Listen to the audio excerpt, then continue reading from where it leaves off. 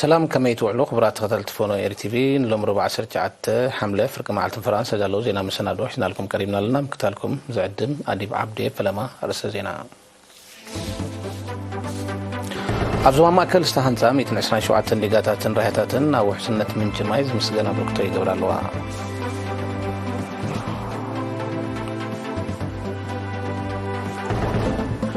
أبالات ستاف محدار منيستر مكلخال 232 كرز إدم لقيسوم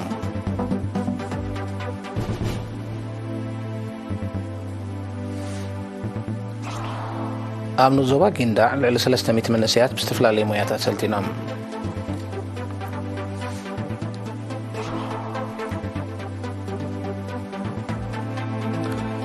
روسيان إيرانن كل ما دياو زمدنا نمدنفع كسر حمقانن دقيمن آنت إيران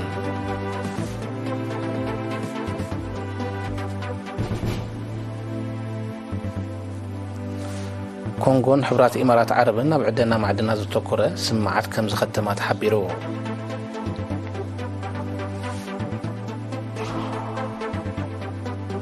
أب كولومبيا زوقع برتع زناب صعب حدقات من أمام مريت لعلي 3 سبات كم الموتو تقليتو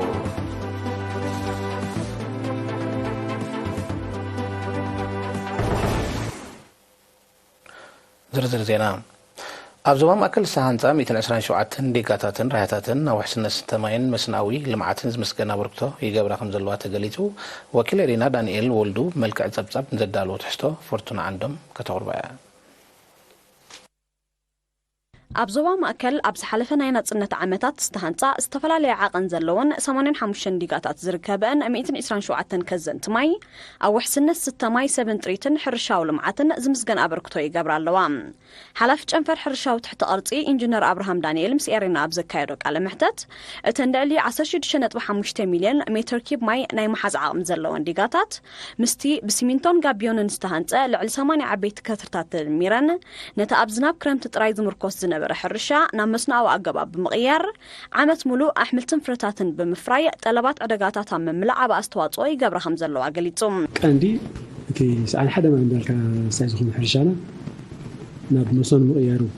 مصون غير كارما أحملتن فرتاتن وختمان كوتان هزبي قرب محاسيتي أندوستاي سلازي ناب حقا قداسي كراسوات اللوزن ديقاتنا نبالغي كلام مسنا جردين وكام مسنا مسنو تحز خير ما يقرب ما ينساتاتي زون تاني دلوا انساتات كون فلتو زبانه حجي قام زخونه رباعي من عمت نكس زفسس كلن قرب نايما يزندي غازياتي انسات بالنجرا دين زلو مالس ولا علاها تحتي زلون بااتن تصلي شاز زخونه ينبر احنا بولا تحت ما يتاو ما يون بزح زريت المخباله كلم سلازي زندي غازياتن كم زخد أساسا حكون جرادين إنسان طرح زي كونه زي تاوا أقول قلوت بهنسان يتخابي كوتا أزيو بوزح مدين تحمل سبتقوم مالت اتم بدمر أستاد حدا نتفشو 10 مليون متر كيب ماي زحزارة هيات الدماء قرب 6 ماي إنساتات أو حسن كم زلوا بمتكاس ديقاتات عدكة أفدين عد حوشان أب درجة مززان بتصحين مهلاوان حبيرهم بحافة شغرية خلنا زند جهازياتن كاب 10 مليون متر كيب نعم عام زلوني ترايات الدماء نايكا بحد 7 مليون متر كيب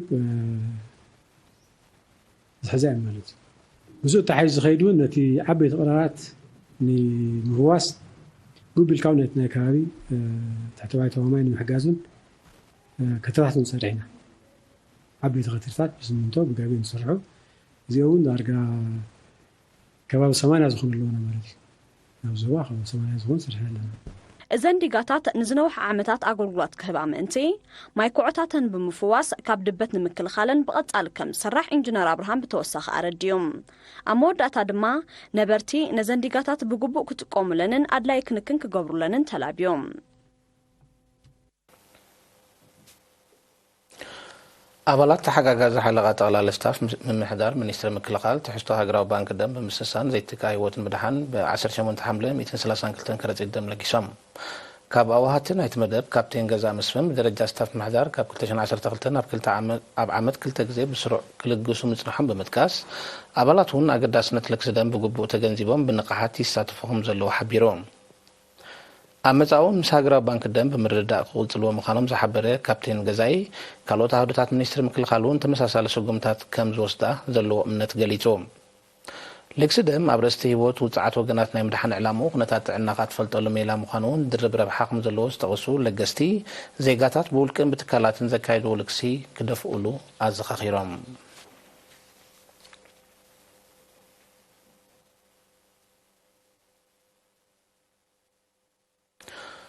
ኣብ ንዞባታት ደቂ ኣምሓራን ዓዲ ቀይሕን ስሉሳዊ ዝምድና ወለዲ መምህራንን ተምሃሮን ፅቡቅ ውፅኢት ከም ትረኽቦ ኣብ ኩነታት ትምህርትን ምስታይ ኣብ ዝተኻየደ ኣኼባታት ተሓቢሩ ኣብ ንዞባ ደቂ ኣምሓራ ካብ ቤት ትምህርቲ ክሳብ ዞባ ብዝተሰላሰለ ንጥፈታት ውፅኢት ትምህርቲ ብሓፈሻ ፅቡቅ ምንባሩ እንተኾነ እርጋን ትሕቲ ቅርፅን መሳለጥያታትን ኣቓልቦ ከም ዘድልዮ ተገምጊሞም መደብ ምጥፋእ ማሃይምነት ኣብ ክልተ ነውጣታት ከም ተኻይደ ምሸታዊ ትምህርቲ እውን ካብ 8 ክሳብ 11 ክፍሊ ከም ተዋሃበ ህዝብን መምህራን ምትባዕ ብገንዘብን ዓይነትን ኣስታት 525,000 ናቕፋ ሓገዝ ከም ዝገበረ ደቁ ኣብ ምክትታል እውን ዝምስገን ተራ ከም ዝነበሮ ተገሊጹ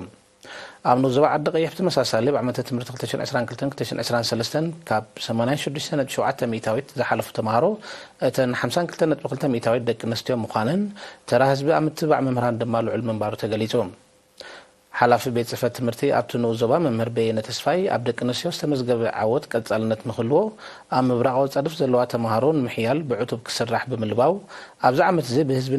ዝብርከተሎም ልዕሊ 62 ኩንታል እኽልን ገንዘብን ኣመስጊኖም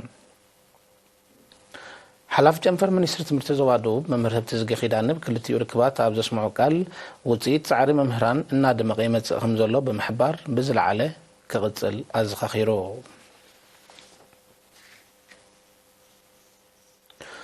ኣብ ንዞባ ጊንዳዕ ካብ 1 ክሳብ 3 ወርሒ ሙያዊ ስልጠናታት ዝቐሰሙ 333 መንእሰያት ብ13 ሓምለ ተመሪቖም እቲ ስልጠና ማሕበራዊ ስነ ፍልጠት ተንቀሳቓስን ደረቕን ስእሊ ኣርትዖት ስእሊ ከምኡውን ቀዳማይ ረድኤት የጠቓልል ኣብቲ ናይ ምምረቕታ ስነ ስርዓት ሓላፊ ሃማማተይ ኣብቲ ንዞባ መንእሰይ ሳልሓዲን ዓሊ እቲ ስልጠና ኣካል ናይቲ ብቑዕ መንእሰይ ንምህናፅ ዝካየድ ኩሉ መድያዊ ፃዕሪ ከም ዝኾነ ብምጥቃስ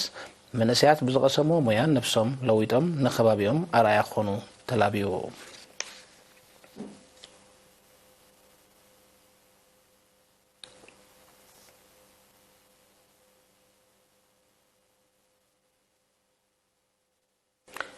ኣብ ንዞባ ድገን ባሕሬንን ንስድራ ስዋኣትን መሰሰኒ ማዕከን ሕድሪ ሰማታትን 94,500 ናቕፋ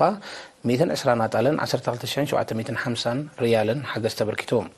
በዚ መሰረት ሰራሕተኛታት መንግስትን ኣማሓደርቲ ከባብን ንኡስ ዞባ ድገ ዝዋፅዎ 94,500 ናቕፋ ከምኡውን ነበርቲ 10 መምሕደራት ከባቢ ዘበርክትዎ 120 ኣጣል ን63 ፅጉማት ስድራ ስዋኣት ተመቓሪሖም ኣማሓዳሪ ንኡስ ዞባ ድገ ኣቶ ሕመድ ኤላ ምሕጋዝ ስድራ ሰማዕታት ናይ ነፍሲ ወከፍ ዜጋ ሓላፍነት ምዃኑ ብምጥቃስ እቲ ወፍያታት በብኸባቢኡ ቀጻልነት ክህልዎ ተላቢዮም እዚ ከምዚ ኢሉ እንከሎ ማሕበረኮም ኤርትራውያን ነበርቲ ባሕሬን 12,750 ሪያል ንመሰሰኒ ማዕከን ሕድሪ ሰማዕታት ኣበርኪቶም ኣደ መንበር ማሕበረኮም ወይዘሮ ሓዳስ ሓመድ እዚ ውፅኢት እዚ ቀዳማይ ክፋል ምዃኑን ካልኣይ ክፋሉ ኣብ ዝሓፀረ ግዜ ከም ዝተግበርን ሓቢራ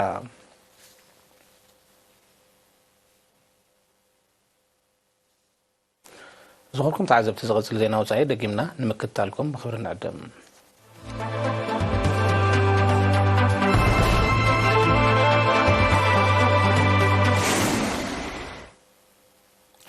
ዜና ውፃኢ ሩስያን ኢራንን ኩሉ መድያዊ ዝምድና ንምድንፋዕ ክሰርሓ ምዃነን ደጊመን ኣነፂረን እተን ሃገራት ነዚ ገለፃ ሚኒስትራት ጉዳያት ወፃኢን ትማሊ 18 ሓምለ ኣብ ዘካየድዎ ናይ ቴሌፎን ዝርርብ እዩ ሚኒስትር ሰርጌይ ላቭሮቭን ሁሴን አሚር አብዱልሃያንን ኣብ ርክቦም እናማዕበለ ዝመፅእ ዘሎ ዝምድና ሃገራቶም ንምድራዕ ዝካየድ ዲፕሎማስያዊ ቆጠባውን ፀጥታውን ርክባት ክሕይል ተረዳድዮም ሩስያን ኢራንን ዞባውን ዓለማውን ፀጥታ ንምሓዝ ዘካይድዎ ክልተኣዊ ፃዕሪ ከም ዝሕይሎ እውን ኣብ ትርክብ ኣነፂረን ክልቲአን ሃገራት ዝምድና ንምድንፋዕ ተደጋጋሚ ናይ ላዕለዎት ሰብ መዚ ርክባት ከካይዳ ምፅንሐን ዝዝከር እዩ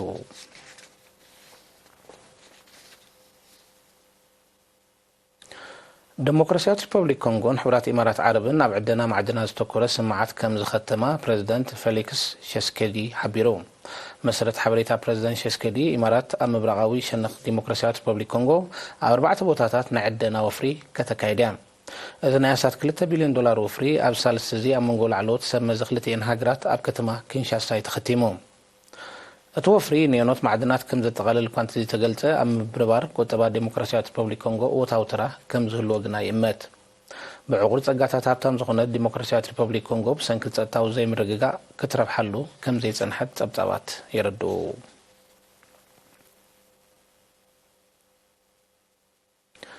ኣብ ማእከላይ ሸነኽ ኮሎምቢያ ዝወቕዐ ብርቱዕ ዝናብ ዘስዓቡ ሓደጋታት ምማም መሬት ልዕሊ 30 ሰባት ከም ዝሞቱ መንግስታዊት ጸብጻባት ሃገር ሓቢሮም። በተፈጥራዊ ሓደጋ ዓሰርታት ካልኦት ዳዮም ጠፊኡ ብምህላው ቁፅሪ ሞታት ክዛይድ ከም ዝኽእል ተኣሚትሎም። ብዘይካዚ ብሰንኪ እቲ ሓደጋ ብትሕቲ ቅርፂ ብሓፈሻ መንበሪ ኣባይቲ ድማ ብፍላይ ከቢድ ዕንወት ስለ ዝወረደ ኣሽሓት ሰባት ከም ተመዛብሉ ተገሊጹ። ኣብቲ ከባቢ ህፁፅ ናይ እዋን ሓደጋ ድንጋጌ ዝኣወጀ መንግስቲ ኮሎምቢያ ግዳያት ንምርዳእ ስርሒት ክሕይል ኣዚዙሎም። ኣብ ኮሎምቢያ ኣብ ዝሓለፈ ዓመት ብዝተኸስተ ተመሳሳሊ ሓደጋታት ህይወት ልዕሊ 300 ሰባት ከም ዝጠፍአ ጸብጻባት ይሕብሩ።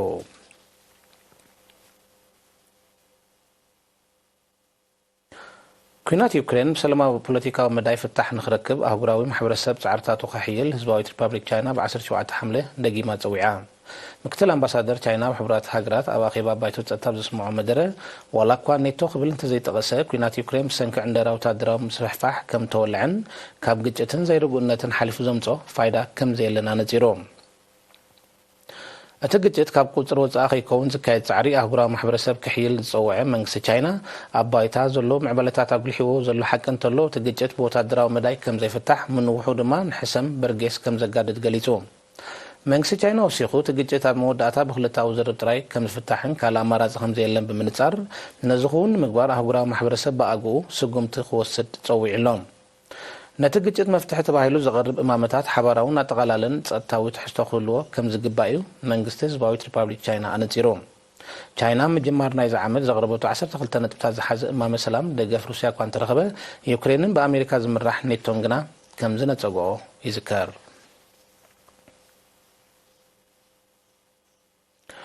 ምትፍናን ሓውሲ ደሴት ኮርያ ኣሜሪካ ኣብቲ ዞባ ትገብሮ ዘላ ወታደራዊ መናውራታት ናብ ዝኸፈ ኣንፈት የምርሕ ከም ዘሎ ተቃሊሑ። እዚ ዝተገልጸ ኣብቲ ሰራዊት ደቡብ ኮርያ ኣሜሪካን ጃፓንን ከካይድዎ ወጢኖም ዘለዎ ሓበራዊ ወታደራዊ ልምድ እትሳተፍ ኒኩሌሳዊት ኣጽዋር ዝዓጠቐ ሳብማሪን ኣሜሪካ ድሕሪ 1980ታት ንፈልማ እዋን ናብ ወሰናስን ደቡብ ኮርያ ከም ዝበፅሐት ኣብ ዝተቃልሐሉ እዩ። ብዘይካዚ መንግስታት ኣሜሪካን ደቡብ ኮርያን ንዝኾነ ምስ ሰሜን ኮርያ ክጋጥም ዝኽእል ኩናት ንምብዳህ ይሕግዝ እዩ ዝበልኦ ስትራቴጂን ምሕንጻጽ ኣብ ከተማ ሶል ናይ ላዕለዎት ሰመ ዝርክብ የካይዳ ከም ዘለዋ እዩ ዝሕበር። እቲ ወታደራዊ መናውራን ዝካየድ ዘሎ ጽዑቕ ተኸታታሊ ልምዳትን ካብ ምድላዋት ንምጥቃዕ ተፈልዩ ከም ዘርእዮ ከነጽር ዝጸንሐ መንግስቲ ሰሜን ኮርያ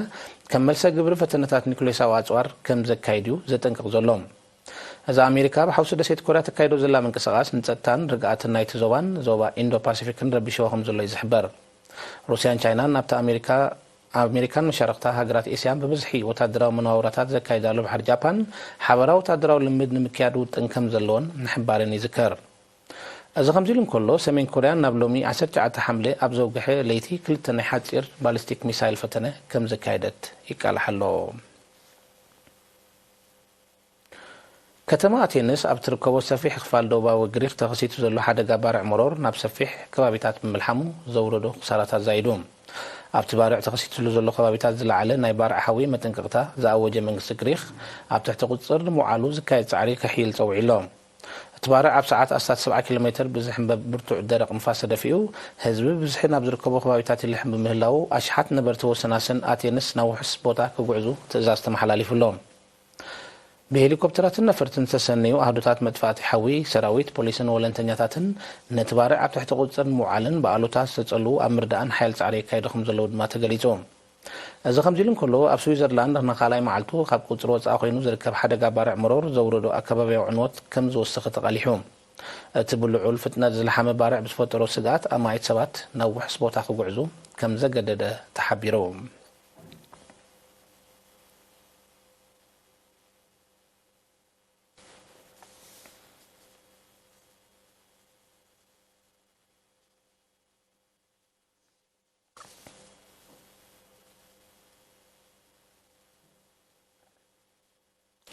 ነሰዓት ዝተዳለዉ ዜና መሰናዶ ቅድሚ ምዛምና ኣርስታት ዜና ክንደግመልኩም። ኣብ ዞባ ማእከል ዝተሃንፃ 127 ሊጋታት ራያታትን ናብ ውሕስነት ምንጭ ማይ ዝምስገና ወልቶ ይገብራ ኣለዋ።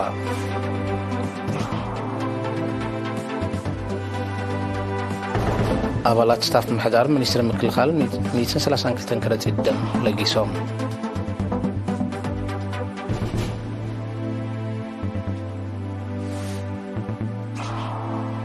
أبنو زبا جندع العلي 300 منسيات بستفلالي موياتات سلطينام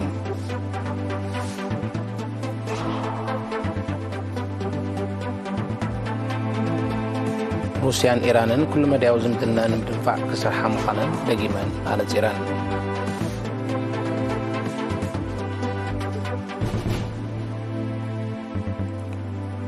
كونغون حورات إمارات عربن أبعدنا معدنا زتوكورة سمعت كم زختمات حبيرو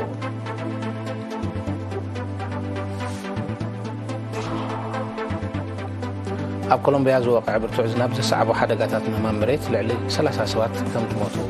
تقليتو